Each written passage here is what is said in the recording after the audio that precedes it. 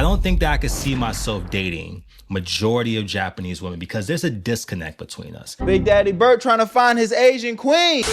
Where you at, What Berto? dating in Japan taught me the hard way. Let's get right into it, man. You guys know we have been trying to prep our minds to go to Japan and do an IRL stream, bro. So, you know, I'm watching all the Japan dating videos and all the Asian culture dating videos so I can go out there and find me a Japanese waifu. Where you you know at, what I'm saying? Berto?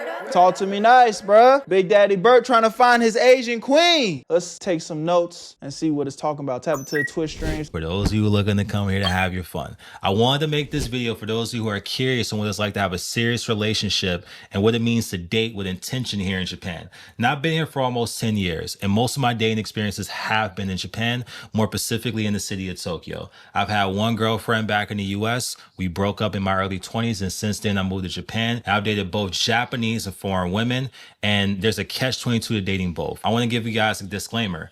I'm not here to tell you that my story is the truth. My story is exactly that. My story. It's my perspective. I want you guys to use the things that I'm saying as a way to give you your own perspective, as well as give you some insight on what it's like for other people to date here. I think that there's 3 types of Japanese women. 1, you have the traditionally minded Japanese woman who is curious about dating a foreigner. 2, you have those Japanese girls who are like, yeah, I feel like a reject from society and I'm looking to date a foreigner because they're also not Japanese and I feel like we'll be good together. And then you have... Why does that sound like such a anime protagonist story though? The 3rd type of woman who's just trying to have some fun, and they can sometimes fit in the first 2 categories. So let's go with the first one. You have the traditionally minded Japanese girl. Damn, none of the categories is I'm just trying to look for a good partner in general.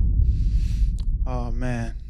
It might be GG's for the Asian queen, man. These are the girls who spend most of their life here in Japan. Maybe they lived abroad for like 1 month, but for the most part, they like being Japanese. They enjoyed being Japanese, but they feel like if they date a foreigner, they can get that romantic, idealized Hollywood experience that they see in the Netflix TV show somewhere. And they very much so expect you to be that guy, but safe enough to bring home, meaning that you're that guy when they like you to be that guy, but also you know when to turn on the Japanese culture side and be able to speak Japanese so you can meet the parents, understand the traditional way of doing things here. Then you have that other girl. This is the girl who feel like a reject from society. Maybe they just like Japanese guys. Maybe they feel like they don't fit into the traditional view of what's attractive here. And they feel like since you're a foreigner, that you have a different mindset of what beauty is. And they want to date you because you're also different. And maybe one day you want to go back to your home country so they can come back with you. That's the 2nd type of Japanese girl. Now, I've dated both, and I want to give you guys my own personal experience. I think at this stage of my life, it's hard for me to date 90, if not 95% of Japanese women. I won't say all because the world is a big place. I am painting broad strokes here. I am not trying to generalize all Japanese women. I'm just telling you from my experience. But yeah, I don't think that I could see myself dating majority of Japanese women because there's a disconnect between us. You see, it comes to no surprise. I'm a Black American. If you're watching this video, if you haven't realized that, I don't know what to tell you, but I am a Black American living in Japan, which means that as a Black American, I occupy 2 sets of consciousness, what it means to be an American and what it means to be Black in America. And I think when it comes to most Japanese women, when they see me, they see an American first, but then they see that I'm Black. So what does that mean? I mean, obviously, I have no right to even disagree with what he's saying because he's living it. I'm just watching his explanation of it. But I feel like from all the other videos that I've watched, people tend to see that you're Black first. They'll be like, oh, black guy, or some shit like that. Or at least that's what I imagine in my head. There's a culture and then there's a subculture. When these Japanese women want to go on a date with me, they expect me to be this American, at least some. You have some women who are really into hip hop. That's a totally separate story. Those women are totally different. But for these traditionally minded Japanese girls, they expect me to be this American guy who's safe, fun. Maybe they see Malcolm in the Middle and they expect me to act something like that. And I'm not, and I'm not like that. I grew up in Cleveland, Ohio. My family were not well off by any stretch of the imagination. Much love, Zaza. That's all good. We weren't dirt poor, but we weren't middle class by American standards. And I've worked really hard to make it from poverty to privilege. And when I go on a date with these Japanese women, who grew up in a life of privilege. You gotta think, when you live in Japan, Japan's a very safe place. Japan has a social net the likes of which America we want to have. Universal health care, companies that can't fire you. A lot of these women grew up in two-family households. They are pretty well off compared to where I came from. And when we go on these dates, they see me. And objectively speaking, I work really hard to make myself a self-made man in Japan. I mean, by any objective measure, I'm in the top 10% of income earners here. And I think I exude that when I date. I don't lead with that, but I exude it. Women look at me, they see an ambitious, masculine, and emotionally intelligent guy, and they assume that I never had any trauma. I always said if I was gonna move to Japan, I gotta be like so rich to where like I'm not even thinking about money. I'm just spending, I'm spending, and that shit not even affecting my bank account. Cause I feel like based off what my cousin told me, cause I have a cousin that lives in Japan right now as well. He told me that the work-life balance in Japan is just insane. What's good, dude? I never grew up in the ghetto, and that who they see me for presently is the totality of who I am. And that's where the disconnect lies when I sit on the opposite side of the table on a date, or me and this girl, we've been dating for a couple of months. They see me as someone who is in a privileged position now, and they're also in this privileged position. But that's where the disconnect lies, because I have different values. We may occupy the same space, but how I view this space is different than how she may view it. Where I choose to spend my time investing in myself, because I'm afraid of failure, to be quite honest. And I don't want to go on vacation every 3 months to see 100 different countries, because I want to stack my bread to make sure that I never have to know what it feels like to go bankrupt ever again, to know what it feels like to be poor, being on like welfare ever again. She doesn't understand what that means. And that leaks through in the way that I date. We have these differences in worldviews that it's kind of hard to bridge that gap unless you experience it for yourself. Yo, real quick, before we get back into the video, I know you guys usually skip these type of ads, but give me 1 second. My guys over at Free Cash are sponsoring this video, and if you like money, I think you'd like to stick around. Free Cash is an application where you can earn free money just for playing games. It is 100% free to sign up using the QR code on the screen or the link in my description. Only thing that you're gonna need is an email or a password. And the games on this platform are actually fun, and all you have to do is complete basic missions and very simple tasks to reach the requirements to actually get paid. And as soon as you do that, they credit your account right away with real money that you can use in the real world. I'm talking about gift cards, PayPal, however you need to get your funds, they got it. And something that I've been seeing a little bit y'all talking about is like, oh, they're collecting my data. Listen, they only track your progress so they know when to pay you. And let me break down exactly why they're paying you free cash in the first place. The games that are on these platforms are trying to get exposure. So the games pay free cash to pay you guys to play the games. If you really think about it, it's just business. It's a win-win situation. These games get more people onto their platform playing their games, and you get a little bit of extra chicken in your pockets. And I've had so many of you guys reach out to me already saying that you've made $5 to $10 just playing games that you would be playing for free anyway. And I know $5 to $10 isn't like life-changing money, but it's free money to play games on your phone. And the crazy part is, I've actually had people tell me that they've had crazy payouts like $500, one even $1,000. I'm not saying to quit your day job, but the fact that that's even possible, I mean, bro, it's free. So if you ask me, there's really nothing to lose, just everything to gain, honestly, if you like playing games on your free time. So click the link in my description or try the QR code on my screen to sign up for free, and you'll even get a $5 bonus using my stuff. I love y'all. Where you at, family? Let's get right back into the video. Where you at, Berto? I don't think that's just like a Japanese thing though. I feel like, you know, in my dating experience, that's why I feel like I can't date somebody that don't got no depth to them, which in my personal opinion, again, I know it's not everybody, but shout out to my Caucasians. But that's why me as a black man, I've never even really been attracted to Caucasian women like that, because I feel like there's this disconnect where it's like, at least every white girl I've ever encountered, they don't feel like they've been through nothing. Like I feel like they're so rooted in privilege that it's like it's hard for me to connect with you. And again, I'm not saying that struggle is something that anybody should be striving for, right? But it's like, it gives this relatability to where it's like, okay, I think even if our morals are different in certain areas, it's like, you've been through something, I've been through something, and I really value and appreciate where I'm at today. You know what I'm saying? I really value and appreciate the journey of grinding and working hard and, you know, overcoming something. And that's something that is so important for me in a relationship. When I feel like I run into people in general that don't value, like money or time or just respect hard work and dedication and what it takes to literally come from nothing to having something, that shit makes like the biggest difference. I'm a black girl and I kind of feel the same way about white men. I don't think it's about privilege. It's more about sharing common interests, traditions, personalities, etc. And again, all of that, what you just said, is 100% plays a role as well. But, I'm just piggybacking off of what brother said. It's like that feeling of like, you ain't feel that pain for real. like you ain't feel that struggle for real. It definitely warps how I feel about our connection, because it's like at the end of the day, I'm working so hard that my kids will never have to, struggle, right?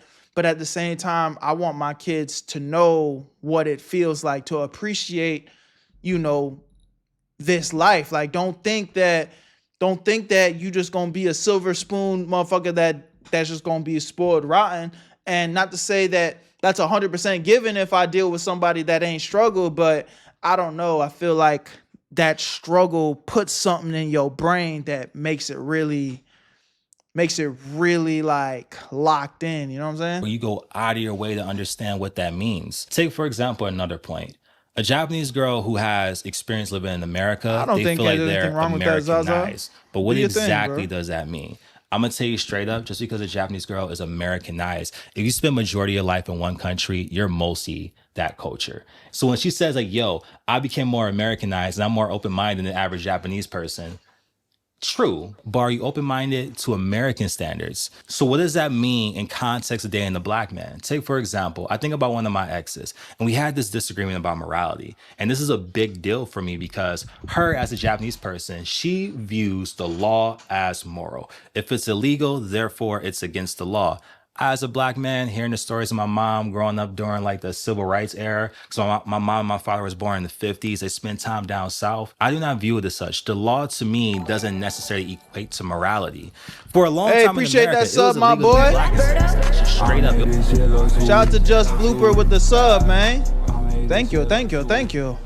What's good? It was illegal to be out during certain time periods at night. For me to view the law as moral is a complete disconnect to what all my ancestors have went through. And the history and tradition that I was raised is that sometimes civil disobedience is important when it comes to establishing a healthy society, that certain laws are meant to be broken to progress society forward. If you live in a society where it's like, no, we're collectively minded, we want to keep things the same, how do you bridge the gap when you're trying to build a long-term healthy relationship? I think if I ever had children with this woman, that would be a struggle. Which side or which viewpoint will my kid be raised with? Hey, fit in, be quiet. Even if something is unjust, just hold still and don't take up too much space. Or no, be yourself, be individualistic, stand up for what's right. And I'm not here to tell you that my viewpoint is the right viewpoint, because in Japan, that sort of thing has worked. I mean, this country is stable, it's healthy, people live a long, prosperous life. But in America, it's hard for me to adopt that mindset.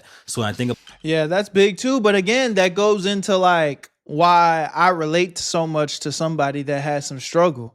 Again, I'm never going to sit here and tell a motherfucker that stealing is wrong, right? But when you come from a place where there's robbing and killing all around you and you literally stealing to survive, wrong is wrong. And if you get caught up, there really can't be no saving you. But I'm also not going to sit there and point the finger and be like, hey, that's a bad person. That's an evil person. You know what I'm saying? And that's something that some people just don't comprehend. That some people will dead sit there and be like, no, that's an evil person and they deserve to, rot under the prison because they was stealing to feed their baby. You know what I'm saying? Like, was it wrong? Yes. Was there probably another way to figure it out? Sure. But when you come from an environment, where there's only robbing and killing and stealing around you, your parents didn't raise you a certain way, your parents on drugs, you know what I'm saying? You living in poverty, everywhere you look and everywhere you turn is just nothing but bullshit around you. When you come from that and it's like you don't see much other options, and you just genuinely trying to get by, again, I can't find it in my heart to point at that person and be like, that's an evil person. I could be like, hey, bro, that's wrong. That's not the way to do it. And there's a better way to do it. But that's two different perspectives. And again, I don't think I can be with somebody, my partner, who thinks like that. About the long-term ramifications of dating a traditionally minded Japanese woman, there's a wall there for me where it's like we would never understand each other. I'll zoom in on the beyond a title certain for you point. right here. And I think a lot of foreign guys who come here, they This is what get we're reacting that. to. Especially guys who are like black or people of color. They feel like when you date these Japanese girls that you can only really be like a version of yourself for them to understand. Because if you show them the whole totality, it's so voided from what they're used to, because Japan isn't a diverse place, that it's hard for them to come to grips with and to interpret you properly. And that represents most of my experience dating Japanese girls here. Now, I do have that other category that I briefly mentioned, the Japanese girls who are into black dudes. They're a little bit weird because I don't know, man. When I go on these dating apps and I look on the dating profile and I see a girl listening to Travis Scott and Future, I'm like, oh man, here we go. Who does she expect me to be? What black archetype do I got to fit in? I'm not 6'6", so she don't expect me to be Kobe. So she probably expects me to be her favorite rapper. And sometimes that can like put me in a weird position where I'm like, man, I kind of feel objectified when I'm dating this woman. Like, she doesn't really see me for me. And although she recognizes the black experience, she has such a shallow viewpoint of what that is that I can't see this as anything more than casual. And as a foreign man, you have to sort through these types of Japanese women over and over and over again until eventually you may find the one that fully sees you for you. Because I do believe there's Japanese women out there who are like that, but just like all places, it's difficult to find that person for you. So on the flip side, I think about my experience of dating foreign women. This one is a little bit different. When I date foreign women, whether they're black, white, or from whatever, they do understand what it's like to be a Westerner and what it's like to be an American at a deeper level that most Japanese native women can't understand. The problem with dating foreign women is this. I made this point in a previous video on why Tokyo is a lonely place. I think that when people come here, they see Tokyo as a transitory experience. I feel like most foreigners, whether they're men or women, come here to find themselves or they feel lost in life. So they're trying to go through this period of self-discovery. And through that period of self-discovery, they often find themselves trying to have unique and fun and novel experiences. If you're someone like me who's been here for 10 years, who built a career, who's pretty settled here and pretty well established, it can become a disconnect when you're dating a woman who's in that type of frame in life. And because I've seen this in my own life and my friends' life as well, it is pretty common for two foreigners when they date to be in a situationship. I remember I had this homegirl and she was telling me this experience that she was dating this guy who couldn't commit to a relationship. And like every single time she dated a foreign guy, it always ends up in a situationship. And I'm like, yo, what do you expect? Like, truly, what do you expect? When people come here, most people who come here are coming here and they're just surviving. They're just getting by. At best, they're just skating through life trying to figure things out here. I'm a firm believer how you show up in one area of your life is often how you show up in other areas of your life. If someone doesn't have things settled in the main areas of their life, such as their job and their future, what makes you think that they can date you with intention? Word. I think this is a pretty good video, man. I'm going to link the rest of it in the description for anybody that wants to watch the full thing. But, you know, I just like the conversation pieces, and I'm very like curious to hear y'all feedback in the comment section, you know, once you get through it. But like overall, man, it's one of those weird things where I'm starting to see that be a consistent pattern when people are talking about Japanese women, where it's like they don't really see the real you. For essentially, it's like you always trying to fit a stereotype, especially as a black man. But again, man, it's like kind of what do you expect? You know, there's two different cultures, two different situations. I'm sure black guys over in Japan are such the minority. I know they exist, but like they're just like it's like a rare Pokemon. It's like, oh shit, like, you know what I'm saying? So I'm sure that always is gonna come with a little bit of like fantasization. I'm over here making words, but you guys know what I mean. Like you kind of start fantasizing a little bit about what that could be instead of accepting it for what it was. But y'all let me know what y'all think in the comment section. I love y'all. Appreciate y'all. Where you at, family? I'll see you on the next one. Where you at, Berto?